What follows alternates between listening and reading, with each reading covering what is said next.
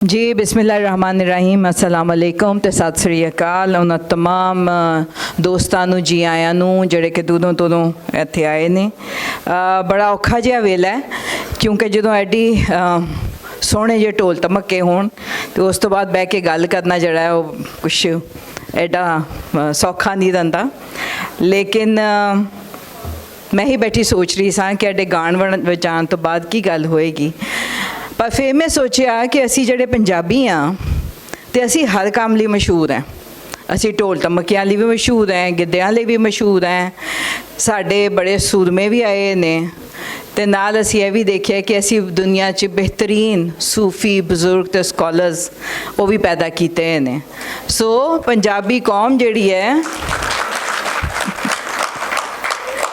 It's a combination of all तो उस का मैं फ़ायदा चुकते गल करनी है। अफजल साहब ने गल की, थैंक यू सो मच। सब तो पहली गल तो कि मैं बहुत ज़्यादा मुबारकबाद देनी है पूरी टीम नूं कि इन्ना सक्सैसफुल शो जिहड़ा है वो घट ही हुंदा पंजाबी के हवाले दे नाल। और लाहौर जिहड़ा है उन्हें फिर एक दफ़ा छिक्का मार दिता है, लेकिन उस छिक्का मारन दे विच बुनियादी जिहड़ा मैं कहनी है ना कि हत्थ है वो साडे सोहणे ते परमोणे परौणियां दा है।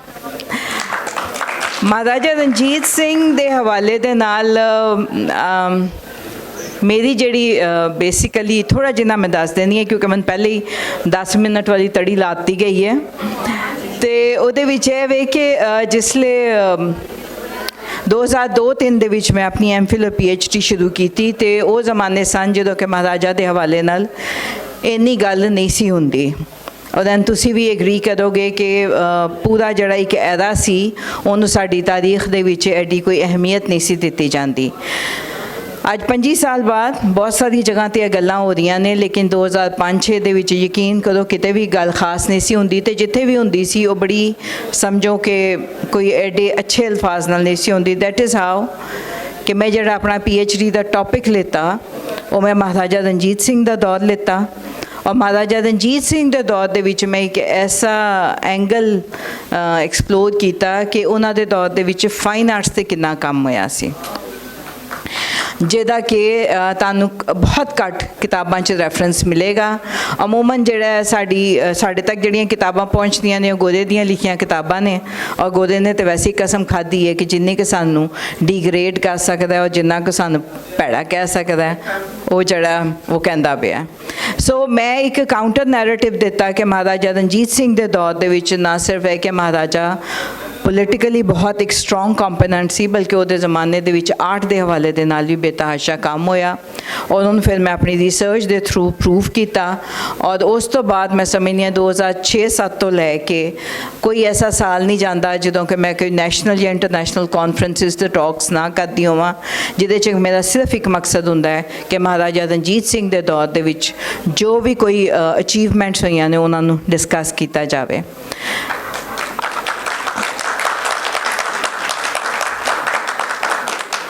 महाराजा जी के बारे कहने लिए मेरे को मेरे ख्याल है इन्ना कह कि मैं बारे कोई कहते ना कि कोई मैं तुसी घंटे भी दिओ तो बारे गल हो सकती है। मैं अज कुछ चाहदियाँ गल्लां सिर्फ यह दसांगी कि जो महाराजा जी की पैदाइश होंदी है तो 1780 दे विच तो उन्होंने मापिया ने उहदा नाम बुद्ध सिंह रखिया सी, लेकिन उन्होंने वालिद साहब महा सिंह ने उन्होंने दिनों जो रसूल नगर फतह किया तो उन्होंने नाम फिर रणजीत सिंह रखा गया। और मैं कहनी है कि अज तक घट ही कोई बाल ऐसा होएगा कि जिदा ना ओदे ते एडा पूरा होया होवे, क्योंकि रणजीत जंग जितण वाला ते महाराजा रणजीत सिंह ने शायद कोई भी जिंदगी च ऐसी जंग नहीं सी जिहड़ी कि उन्होंने हारी होवे। So what a man he was. And जिसले मैं महाराजा रणजीत सिंह ते लाहौर की गल करनी है तो ये दोवें लाजमो मलजूम ने, ये तुहानूं हर जगह ते इकट्ठे ही नज़र आते हैं। और महाराजा रणजीत सिंह दे लाहौर जिसले आने का वाक़या है लोगों ने बड़े बड़े वड्डे शहर फतह किए पर महाराजा रणजीत सिंह ने लाहौरियां दे दिल फतह किए। वो इंज कि जिसले वो लाहौर वाल वधदा है तो लाहौरियां ने आपे ही उहदे लई सारे दिल दे भी बूहे खोले तो शहर दे भी बूहे खोले। ਬਹੁਤ ਸਾਰੇ ਕਿੱਸੇ, ਬਹੁਤ ਸਾਰੇ ਵਾਕਿਏ ਉਸ ਦੌਰ ਦੇ ਜਿਹੜੇ ਨੇ ਉਹ ਐਸੋਸੀਏਟ ਕੀਤੇ ਜਾਂਦੇ ਨੇ। ਮੈਂ ਫਿਰ ਉਸ ਤਫਸੀਲ 'ਚ ਨਹੀਂ ਜਾਵਾਂਗੀ, ਕਦੀ ਮੌਕਾ ਮਿਲੇ ਤਾਂ ਮੈਂ ਤੁਹਾਨੂੰ ਜ਼ਰੂਰ ਕਹਾਣੀਆਂ ਸੁਣਾਵਾਂ ਕਿ ਜਦੋਂ ਮਹਾਰਾਜਾ ਜੀ ਲਾਹੌਰ ਆਉਂਦੇ ਨੇ ਅਤੇ ਫਿਰ ਉਹਨਾਂ ਨੇ ਲਾਹੌਰ ਆ ਕੇ ਕੀ ਕੁਝ ਕੀਤਾ। ਔਰ ਉਸ ਤੋਂ ਬਾਅਦ ਜਿਹੜਾ ਲਾਹੌਰ ਸ਼ਹਿਰ ਜਿਹੜਾ ਹੈ ਉਹ ਕੋਈ 100-150 ਸਾਲ ਦੀ ਇੱਕ ਬੜਾ ਹੀ ਭੈੜਾ ਟਾਈਮ ਗੁਜ਼ਾਰਦਿਆ ਸੀ, ਔਰ ਉਹਦੇ ਵਿੱਚ ਬਹੁਤ ਐਡਮਿਨਿਸਟ੍ਰੇਸ਼ਨ ਦੇ ਪੁਆਇੰਟ ਆਫ ਵਿਊ ਨਾਲ ਸੋਸ਼ਲੀ ਬੜੀ ਪ੍ਰੋਬਲਮਸ ਸਨ, ਔਰ ਮਹਾਰਾਜਾ ਨੇ ਉਹਨੂੰ ਆ ਕੇ ਇੱਕ ਐਸੀ ਸਟੇਬਿਲਿਟੀ ਦਿੱਤੀ। ਔਰ ਸਭ ਤੋਂ ਵੱਡਾ ਖਤਰਾ ਔਰ ਉਹ ਸਨ ਅੰਗਰੇਜ਼, ਜਿਹਨੂੰ ਕਿ ਮੈਂ ਸਾਫ਼ ਕਰਨੀ ਹੈ ਕਿ ਉਹ ਦੰਦ ਕੱਢ ਕੇ ਬੈਠੇ ਸਨ ਕਿ ਕਦੋਂ ਪੰਜਾਬ ਨੂੰ ਹੜਪ ਕਰਨ। ਮਹਾਰਾਜਾ ਰਣਜੀਤ ਸਿੰਘ ਨੇ ਤਕਰੀਬਨ ਸਮਝੋ ਕਿ 40 ਸਾਲ ਤੱਕ, 40 ਸਾਲ ਅਸੀਂ ਜਿਸਲੇ ਮੂੰਹੋਂ ਬੋਲਦੇ ਹਾਂ ਤਾਂ ਲੱਗਦਾ ਕਿ 2-4 ਦਿਨ ਦੀ ਗੱਲ ਹੈ, but it was a long journey ਜਿਹੜਾ ਕਿ ਮਹਾਰਾਜਾ ਰਣਜੀਤ ਸਿੰਘ ਨੇ ਬੜੀ ਕਾਮਯਾਬੀ ਦੇ ਨਾਲ ਤੈਅ ਕੀਤਾ। ਔਰ ਉਸ ਦੇ ਵਿੱਚ ਜਿੱਥੇ ਉਹਨਾਂ ਨੇ ਬਹੁਤ ਸਾਰੀਆਂ ਜੰਗਾਂ ਜਿੱਤੀਆਂ, ਬਹੁਤ ਸਾਰੇ ਬੜੇ ਡਿਪਲੋਮੈਟਿਕ ਮਿਸ਼ਨਸ ਜਿਹੜੇ ਸਨ ਉਹਨਾਂ ਨੂੰ ਸਕਸੈਸਫੁਲੀ ਹੈਂਡਲ ਕੀਤਾ। ਆਪਣੀ ਫੋਰਨ ਪਾਲਿਸੀ ਜਿਹੜੀ ਆ ਉਹਨਾਂ ਦੀ ਬੜੀ ਸਟਰੋਂਗ ਸੀ, ਇਕਨੋਮਿਕਲ ਪਾਲਿਸੀ ਬੜੀ ਸਟਰੋਂਗ ਸੀ, ਐਜੂਕੇਸ਼ਨਲ ਪਾਲਿਸੀ।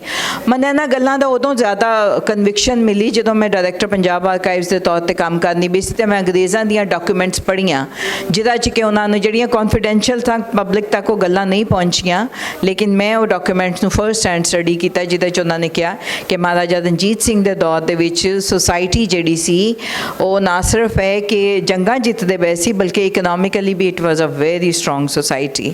ਅਗੇਨ ਉਹਦੇ ਸਾਨੂੰ ਬਹੁਤ ਸਾਰੇ ਐਵੀਡੈਂਸਿਸ ਮਿਲਦੇ ਨੇ ਜਿਨ੍ਹਾਂ ਨੂੰ ਕਿ ਮੈਂ ਆਪਣੇ ਫਿਰ ਥੀਸਿਸ ਦੇ ਵਿੱਚ ਸ਼ਾਮਿਲ ਕਰਕੇ ਔਰ ਉਹਦਾ ਹਿੱਸਾ ਬਣਾਇਆ। ਇਸ ਤੋਂ ਇਲਾਵਾ ਲਾਹੌਰ ਦੇ ਵਿੱਚ ਅਮੂਮਨ ਇਲਮੋ ਅਦਬ ਦੇ ਨਾਲ ਤਾਲੁਕ ਨਹੀਂ ਜੋੜਿਆ ਜਾਂਦਾ ਮਹਾਰਾਜਾ ਰਣਜੀਤ ਸਿੰਘ ਨੂੰ, ਲੇਕਿਨ ਇੱਥੇ 200 ਤੋਂ ਜ਼ਿਆਦਾ ਪਬਲੀਕੇਸ਼ਨ ਹਾਊਸਿਸ ਮੌਜੂਦ ਸਨ ਜਿੱਥੇ ਕਿ ਕਿਤਾਬਾਂ ਛਪਦੀਆਂ ਸੀ। ਔਰ ਉਸ ਦਾ ਤੁਹਾਨੂੰ ਇਸ ਤੋਂ ਅੰਦਾਜ਼ਾ ਹੁੰਦਾ ਹੈ ਕਿ ਜਿਸਲੇ ਅੰਗਰੇਜ਼ ਆਉਂਦਾ ਹੈ ਅਤੇ ਪੰਜਾਬ ਦਾ ਜਿਹੜਾ ਲਿਟਰੇਸੀ ਰੇਟ ਸੀ ਉਹ 87% ਸੀ ਅਤੇ ਲਾਹੌਰ ਦਾ ਲਿਟਰੇਸੀ ਰੇਟ 93% ਸੀ।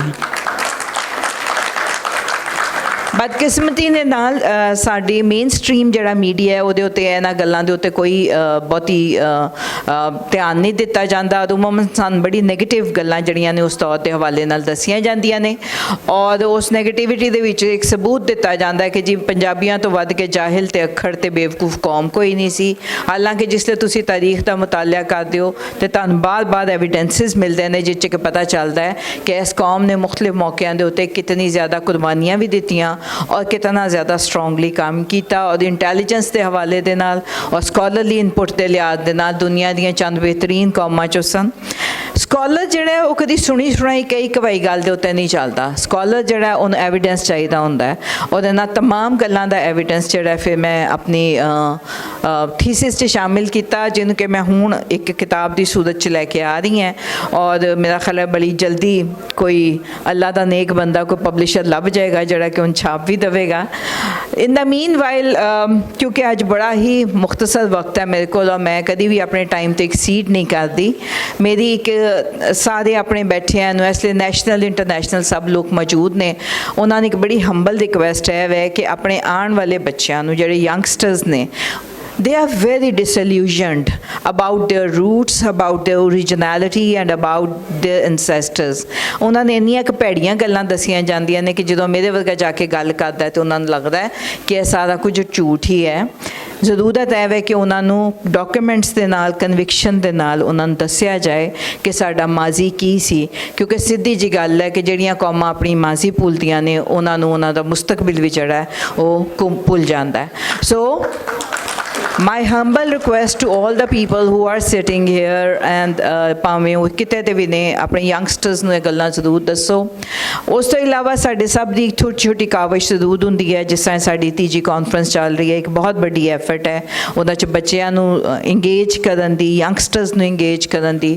ਦੂਜਾ ਮੈਂ ਇੱਕ ਕੰਮ ਛੋਟਾ ਜਿੰਨਾ ਜਿਹੜਾ ਨਾ ਉਹ ਮੈਂ ਟਿਲ ਡੇਟ ਮੈਂ ਅੰਗਰੇਜ਼ੀ 'ਚ ਕਰਨੀ ਪਈ ਸਾਂ। ਮੈਂ ਆਪਣਾ ਇੱਕ YouTube ਚੈਨਲ ਬਣਾਇਆ ਸੀ, ਲੇਕਿਨ ਹੁਣ ਮੈਂ ਬੜੀ ਸੀਰੀਅਸਲੀ ਸੋਚ ਰਹੀ ਹਾਂ ਕਿ ਮੈਂ ਉਹਦੇ 'ਚ ਪੰਜਾਬੀ ਦੇ ਵਿੱਚ ਔਰ ਉਰਦੂ ਦੇ ਵਿੱਚ ਵੀ ਗੱਲ ਕਰਾਂਗੀ, ਖਸੂਸਨ ਪੰਜਾਬੀ 'ਚ, ਜਿਹਦੇ 'ਚ ਕਿ ਸਾਡਾ ਯੰਗਸਟਰ ਜਿਹੜਾ ਉਹ ਗੱਲਾਂ ਨੂੰ ਸੁਣੇ ਸਮਝੇ ਔਰ ਉਹਨੂੰ ਪਤਾ ਚੱਲੇ ਕਿ ਸਾਡੇ ਨਾਲ ਸਾਡਾ ਮਾਜ਼ੀ ਕੀ ਰਿਹਾ ਹੈ।